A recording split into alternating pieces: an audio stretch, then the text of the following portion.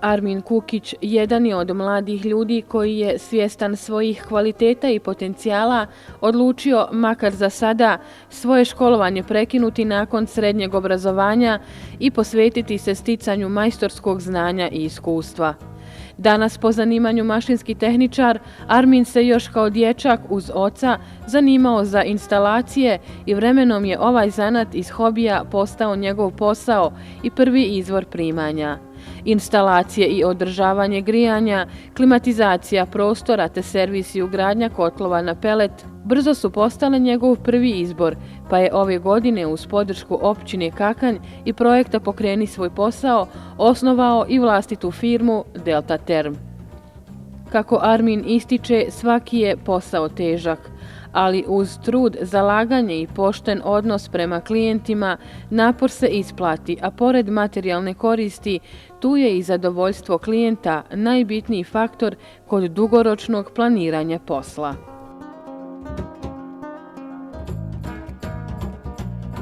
Po završetku srednje škole nisam htio da upišem fakultet, da krenem sa studijima, iz razloga što iz dana u dan sve ima više i više studenata, manje je onih koji se odlučuju na neki zanat koji je plaćen u stvari.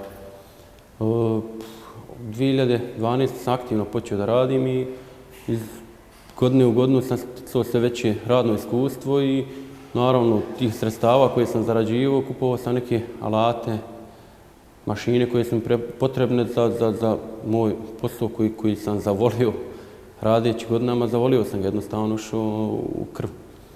U 2016. to jest ove godine u maju mjesecu opština je imala javni poziv za dodjelu podsticajnih sredstava prema osobama koje su odlučene da pokrenu neko svoje mini preduzeće, da tako kažem.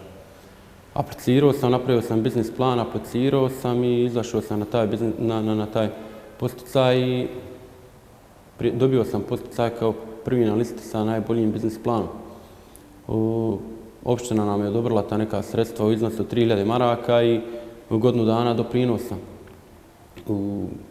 Što se tiče naše opštine, jako sam im zahvalan i jako su korektni prema nama.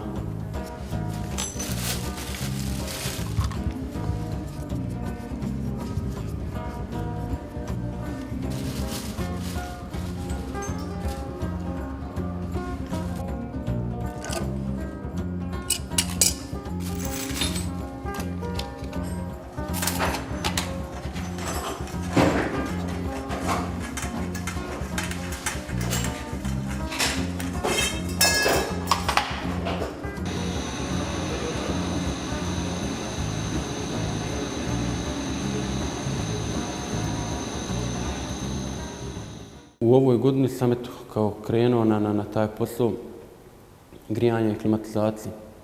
Znači, instalacija grijanja i hlađenja faktički.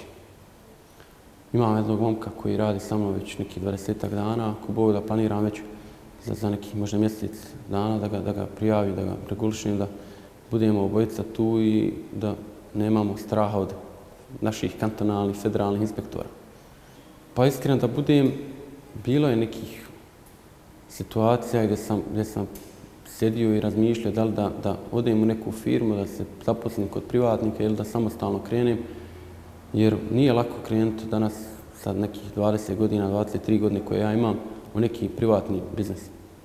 Velika je odgovornost, velike su obaveze, veliki je pritisak na nama, znači od samih poslova pa do tih papirologija koje ste naveli, i obaveza prema državi, to jest prema radnicima i prema amortizaciji materijala, vozila i svega ostalo. Bilo je noći koji se nisu spavale razmišljajući se, ali eto ipak sam odlučio da u martu predam tu aplikaciju i da krenem zvanično s tim. Da bi uspjeli u tom svemu treba da imate naravno dobru opremu, dobar alat, iskustvo, to ne možemo zaboraviti, ali isto tako trebate imati veliku ozbiljnost prema tom poslu i korektnost prema klijentima. Znači, ako ste iskreni i pošteni prema klijentu i ispoštujete svaki termin koji zakažete, naravno da ćete i dobijati posao. Ako ja slažem jednog klijenta, drugog, trećeg, četvrti me neće ni nazvati, to je sigurno. Znači, mora se biti ozbiljan u onom u čemu radiš, što radiš i jednostavno pošten, našim jezikom rečeno pošten.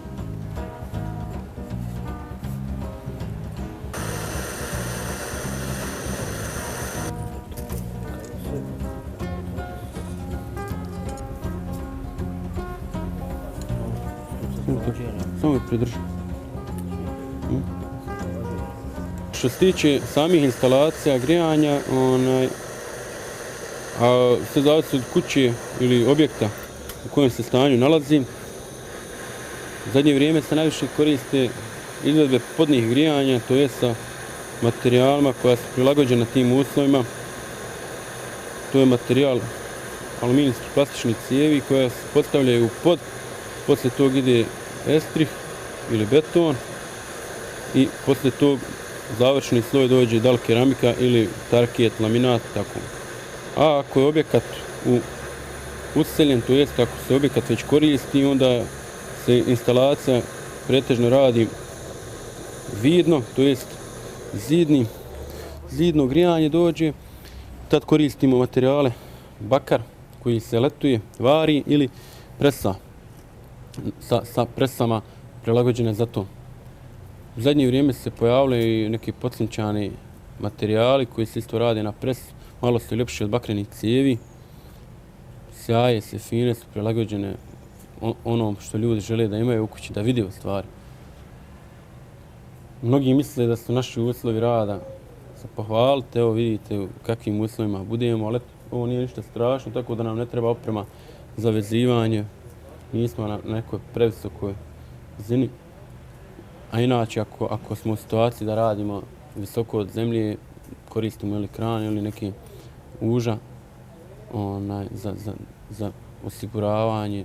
Posao kao posao nije težak, malo bude, sad kad je ovako sezona, duže malo radimo, ostajemo duže, ali eto, i ne idemo, nemamo neko prerano radno vrijeme. Fizički nema nekih opterećenja, sve se radi do nekih 10, 15, 20 kg maksimalno, nije nešto preteško. Bude situacija kad se kleči na podu, leđa malo opteretimo, ali opet to određeno vrijeme pa se ustane, krećemo se da ne bi bilo nekih problema. Posao je dobar, samo ga treba zavoliti. Ako ga zavolimo, onda i nemamo problema s tim.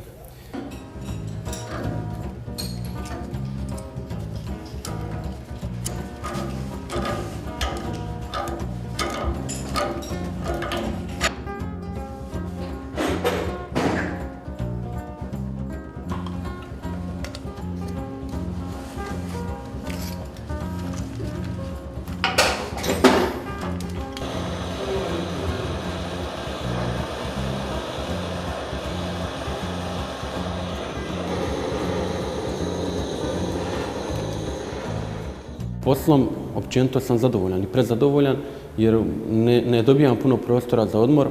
Znači, ljetos nisam imao godišnjeg, nije bilo odmora nikako. Znači, cijeli period, kompletan period sam u poslu. Znači, faktički 20 sati dnevno je čovjek aktivan. Vrlo malo se ima vremena da spavati, ali ja sam svjestan toga da sad je ta naša sezona majstorska, što kažu, i treba čovjek da se bazira, da zaradi ono što mu se pruži. Ne treba da bude čovjek bezobrazan, da previše ide za tim poslovima, ali onoliko ko može treba da se usladi i da se ne optereti fizički ni psihički, a da uradi ono što je dogovorio. Sve u svemu zadovoljan sam, klijenata iz dana u dan ima sve više i više, pozivi su konstantni, ljudi zovu, traže usluge. U narednom periodu mi je primarni cilj da obezbjeđujem posao što više da bi mogao da zapošljavam ljude s naše opštine, po mogućnosti naše opštine koji su u ovoj branši.